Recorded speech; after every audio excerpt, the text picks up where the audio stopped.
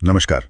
आज हम एक बहुत ही दुखद और एक तरह से चौंकाने वाली घटना पर गहराई से बात कर रहे हैं।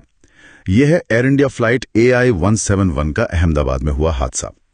एक बोइंग 787 ड्रीमलाइनर विमान जो लंदन जा रहा था, लेकिन उड़ान भरने के कुछ ही मिनटों में वो क्रैश हो गया। हमारे पास जो शुरुआती जानकारी है, रिपोर्ट्स हैं, उन पे हम बात करेंगे। तो ये घटना है 12 जून 2025 की। फ्लाइट AI-171 अहमदाबाद से लंदन गैटविक जा रही थी।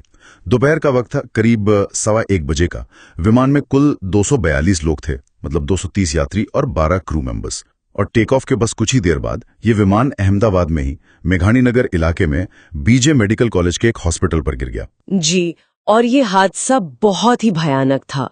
विमान में जो 242 लोग थे, उनमें से 241 की जान चली गई। और सिर्फ विमान में ही नहीं, जमीन पर भी उस हॉस्पिटल में कम से कम 38 लोगों की मृत्यु हुई। ये बोइंग 787 ड्रीमलाइनर के लिए मतलब पहला ऐसा हादसा है जिसमें विमान पूरी तरह से नष्ट हो गया हो, जिसे एविएशन में हल लॉस कहते हैं। इतनी बड़ी, इतनी भयानक त्रासदी, लेकिन इसी के बीच एक अविश्वसनीय सी बात भी है।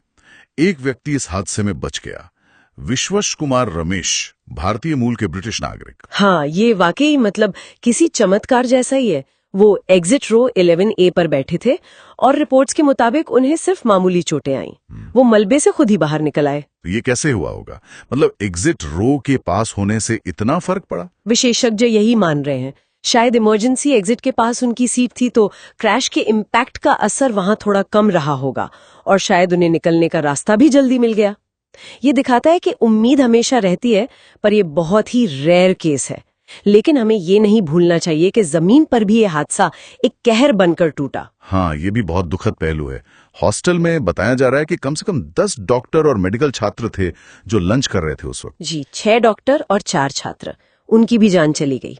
और यात्रियों में भी जैसे लॉरेंस क्रिस्टन का जिक्र है, जो अपने पिता के अंतिम संस्कार से लौट रहे थे।